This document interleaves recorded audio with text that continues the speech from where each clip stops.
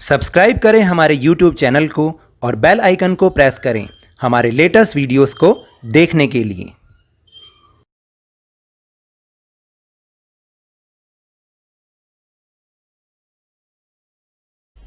Hello and welcome to Lavneesh sir की class. आज की ये शिक्षा निदेशालय राष्ट्रीय राजधानी क्षेत्र दिल्ली की वर्कशीट नंबर 19 जो कि क्लास 7th के स्टूडेंट्स के लिए है, यह ली गई है गणित विषय से। और इसमें आज हम फिर से एक बार समझेंगे घातांक और घात के बारे में कुछ और जानकारी।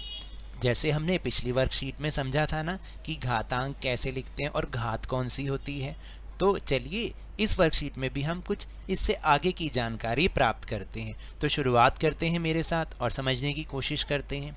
जैसा कि आपको याद होगा कि पिछली वर्कशीट में जब हमने समझा था तो इसको तो हमने बताया था कि ये आधार नंबर होता है और ये जो इसके ऊपर छोटा होता है ना, ये उसकी घात होती है।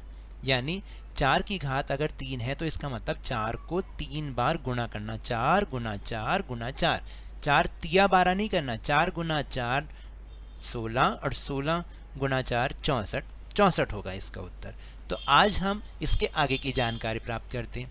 जैसा कि हम जानते हैं कि 4 गुना 4 का मतलब 4 की घात 2 होता है ना, इसको हम 4 का वर्ग भी कह देते हैं। और 4 गुना 4 गुना 4 इसको हम 4 की घात 3 लिखते हैं। समझ में आ रही है? जैसे मैंने यहाँ पे 4 गुना 4 को 4 की घात 2 लिख दिया और 4 गुना 4 को 4 की घात 3 लिख दिया, तो मतलब दोनों का सेम है। अब तो अगर हम 4 की घात 2 और 4 की घात 3 को गुणा करें तो इसका मतलब क्या हुआ? 4 की घात 2 का मतलब 4 गुना 4 और फिर गुणा का निशान तो पहले से ही है, और 4 की घात 3 का मतलब 4 गुना 4 गुना 3। यानी अगर आप देखो तो हमने 4 को 5 बार गुना करा, यानी 4 की घात 5 हो गई ना।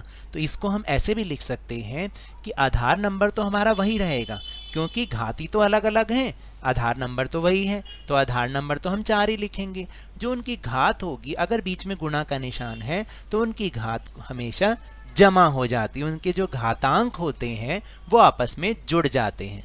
तो यहाँ लिखा भी है कि जब एक ही आधार वाली घात गुणा होती है तो उनके घातांक आपस में जुड़ जाते हैं। तो घातांक कौन कौन से हो गए? 2 और 3, तो 2 जमा 3 5, यानी 4 की घात 5। और इसको हमने आपको एक्सपेंड करके यानी खोल के उसको समझाया भी है कि किस तरह से 4 की घात 5 हुई। तो इस तरीके से देखिए कि जैसे अगर 2 की घात यहाँ पर बता भी रखा है कि अगर इस तरीके से आप करोगे तो वो उत्तर आपका हमेशा गलत होगा।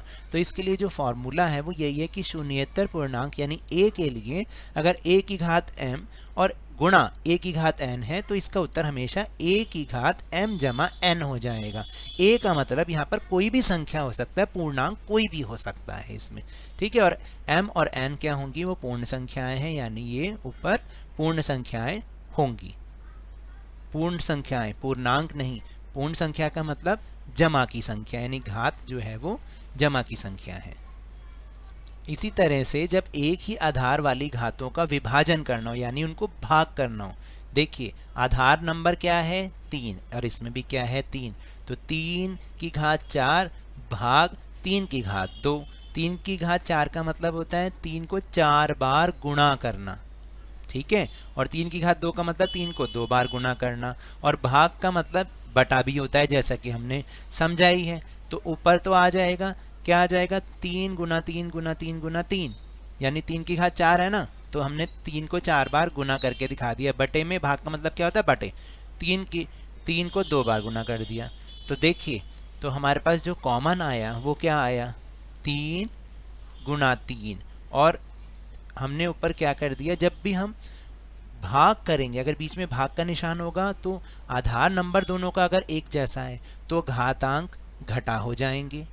अगर बीच में गुणा का निशान है तो घातांक जुड़ जाएंगे। ये बात आप याद रखना, यहाँ पर जो है इस तरीके से होगा। और इसके लिए जो फॉर्मूला बनता है वो यही बनता है कि a की घात m भाग a की घात n, तो इसको जो उत्तर होगा वो a की घात m घटा n हो जाएगा। याद रखिएगा। इसमें यह भी बताया है कि m हमेशा n से बड़ा होना चाहिए, तभी हमारा ये फॉर्मूला उसमें लगेगा। अब हम इसको देखते हैं। अगर 2 की घात 3 लिखा है और ब्रैकेट के बाहर 2 लिखा है, यानी 2 की घात 3 और बाहर अगर उसकी घात 2 लिखी है, तो इसका मतलब हुआ कि 2 की घात 3 को 2 की घात 3 से 2 बार गुणा करना है, क्योंकि बाहर 2 लिखा है ना, ये 1 नंबर मानोगे इसको, 2 की घात 3 को 1 नंबर मानोगे और इसकी घात 2 लिखा है, तो 2 की घात 3 को 2 बार गुणा करना पड़ेगा। तो इसका मतलब हो गया, फिर दोबारा वही ऊपर आ गया कि अगर आधार नंबर 1 है तो हम घातांक को जोड़ देते हैं, यानी ऊपर 3 जमा 3 हो जाएगा, क्योंकि हमने ये अभी समझा ही है। तो 2 की घात 6 हो जाएगा।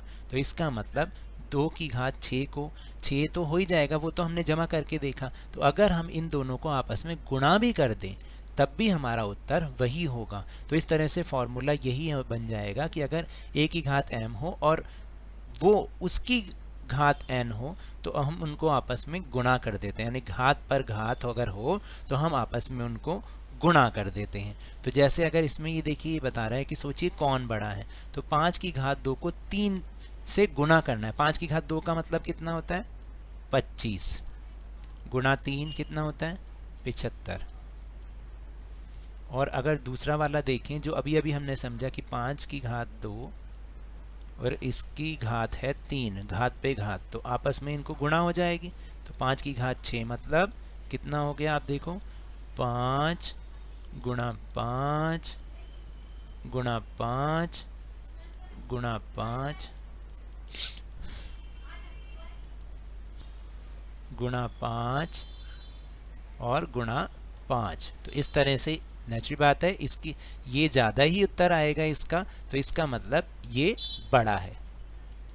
इसी तरह से समान घातांक तथा अलग अलग आधार वाली घातों की गुणा, इसको भी हम देखते हैं कि कैसे करेंगे इसको हम।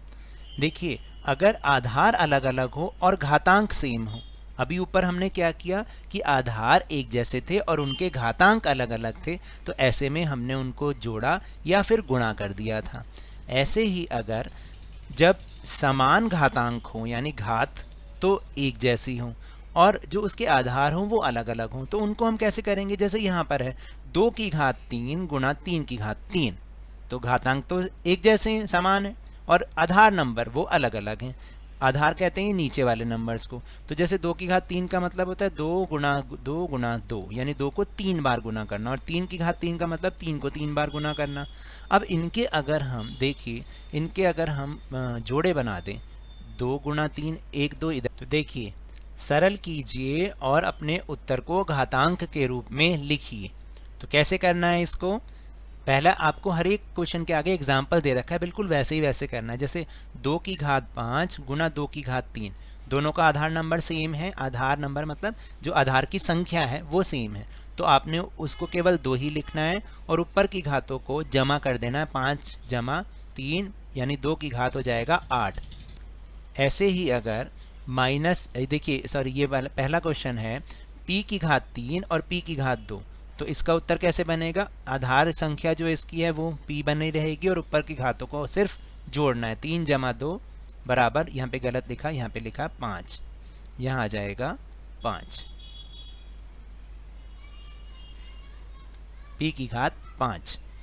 अब देखिए दूसरा है -4 की घात 100 गुणा -4 की घात 20, तो आपको इसको सिंपल लिखना है -4 और उनकी घातों को आपस में जोड़ देना, क्योंकि जब भी बीच में गुणा का चिन्ह है तो घातों को जोड़ते हैं, बीच में भाग का चिन्ह है तो घातों को घटा करते हैं। तो इसका उत्तर बन जाएगा -4 की घात 120। फिर अगला भाग इसका जिसमें एग्जाम्पल दे रखा है कि 2 की घात 5 घटा 2 की घात 3, तो आपको क्या करना है, सिंपल 2 जो उसका आधार वाला नंबर है 2, उसको तो एज इट इज़ लिखना है और ऊपर घातों को आपने, ये भाग है,